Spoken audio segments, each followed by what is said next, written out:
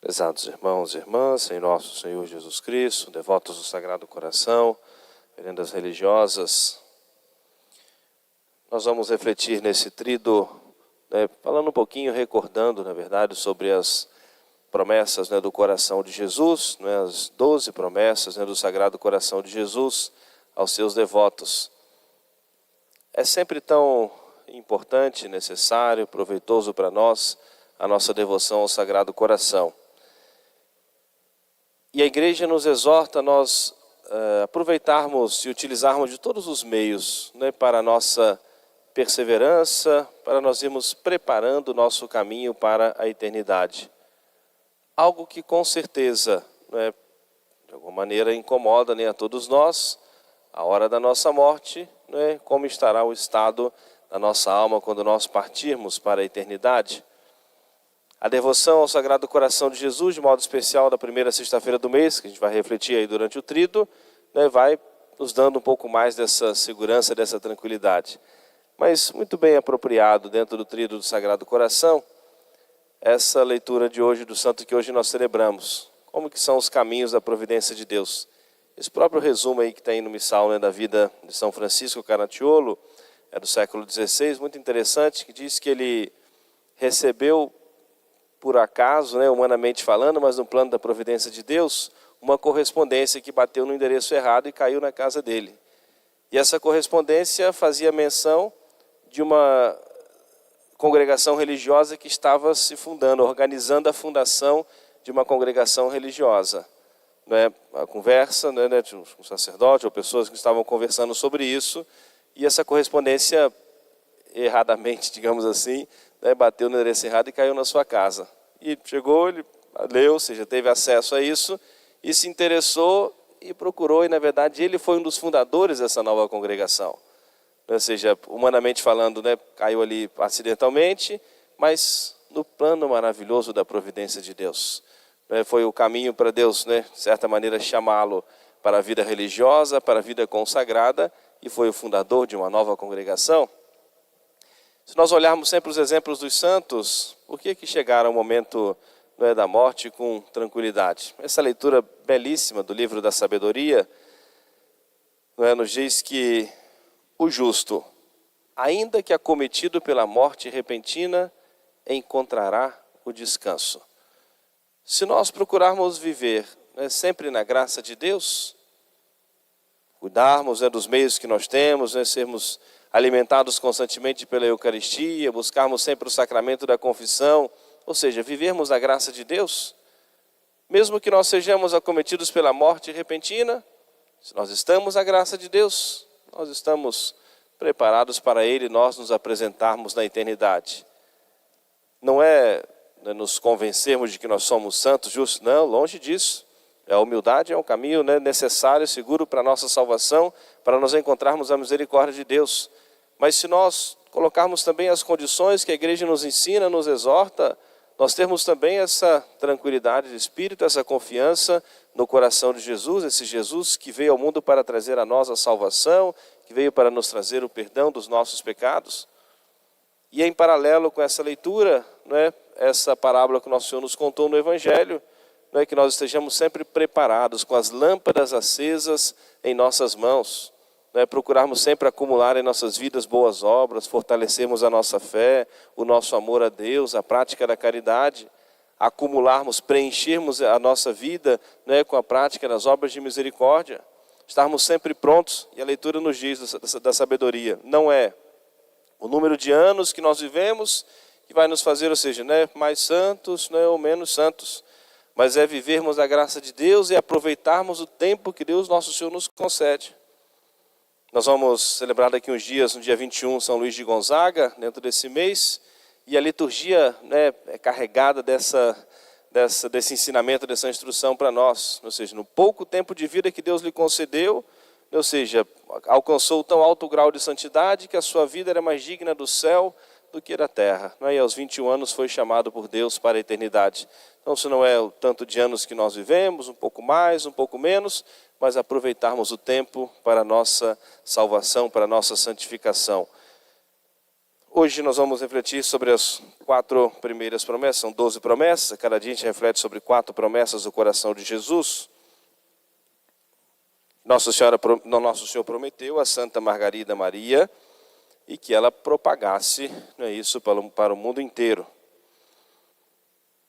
A primeira promessa do coração de Jesus aos seus devotos: darei aos meus devotos as graças necessárias para cumprirem os deveres de seu estado, cada um no seu estado de vida, enquanto solteiro, né, casado, viúvo, consagrado, consagrada a Deus nosso Senhor, ou seja, em todas as etapas da nossa vida, os devotos do coração, aos devotos do seu sagrado coração, nosso Senhor promete: darei aos meus devotos as graças necessárias para cumprirem os seus deveres de estado. O quanto nós precisamos, né, da graça de Deus, das graças atuais, para cada momento da nossa vida, né, para nós sermos constantes, perseverantes, vencermos as tentações, enfrentarmos e superarmos as dificuldades, né, de cada dia, dos problemas que nós não conseguimos propriamente, de certa maneira, nos livrar deles, mas nosso Senhor nos dá graça para nós carregarmos a nossa cruz. Então essa segurança que nosso Senhor nos dá, que aos seus devotos, darei aos meus devotos as graças necessárias para cumprirem os deveres de seu estado. A segunda promessa do coração de Jesus, né, aos meus devotos: farei reinar a paz em suas famílias. O quanto nós temos, né, falado ultimamente, o quanto nós temos rezado também nessa intenção, o quanto, né, o inimigo quer destruir cada vez mais as famílias, né, quer separar as famílias, colocar, né, divisão, destruir, ou seja, inteiramente as famílias, porque é um caminho de santidade. A família que é sempre um celeiro de vocações, ou seja, a família onde ali a criança vai ser educada, vai ser encaminhada, ou seja, né, para um caminho de fé, aprender a amar a nosso Senhor, aprender as virtudes cristãs. E o quanto nós precisamos, de modo especial, nos aproximarmos do coração de Jesus, confiando na sua promessa: aos meus devotos farei reinar a paz em suas famílias. Terceira promessa do coração de Jesus: aos meus devotos eu os consolarei em todas as suas aflições. Já fiz essa reflexão muitas vezes.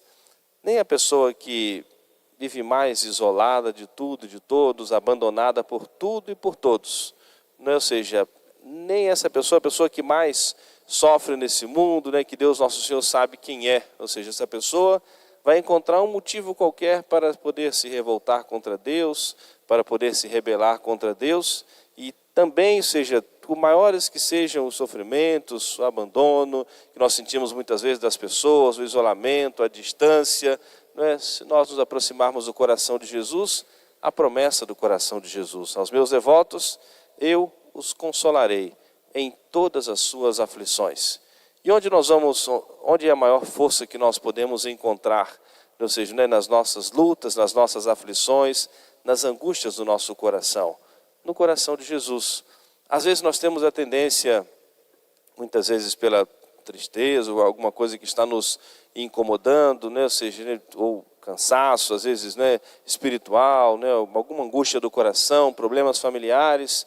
Aí nós muitas vezes, né, esfriamos na oração, deixamos, né, para depois, começamos a nos distanciar um pouquinho mais da Santa Missa, né, dos sacramentos, porque não estamos bem, estamos angustiados, né, preocupados.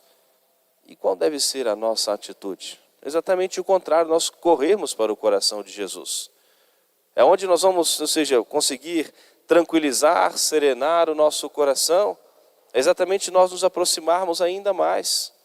Se precisamos, né, aquecer o nosso coração, precisamos nos aproximar do fogo do coração de Jesus, para abrasarmos o nosso coração, para nele nós encontrarmos a força e a promessa do coração de Jesus: eu os consolarei em todas as suas aflições.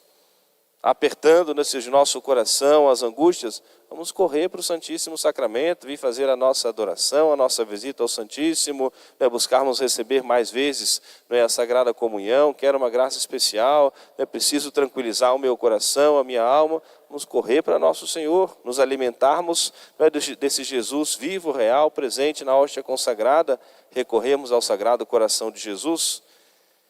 E a quarta promessa, né, para a nossa reflexão hoje: serei o seu refúgio seguro durante a vida e, sobretudo, na hora da morte. Como nós refletimos, como nós vamos encontrar a segurança, não é, a serenidade, a tranquilidade na hora de nós partirmos desse mundo para a eternidade, sendo verdadeiros devotos do Sagrado Coração de Jesus e confiando na sua promessa. Serei, aos meus devotos, eu serei o seu refúgio seguro durante a vida e, sobretudo, na hora da morte.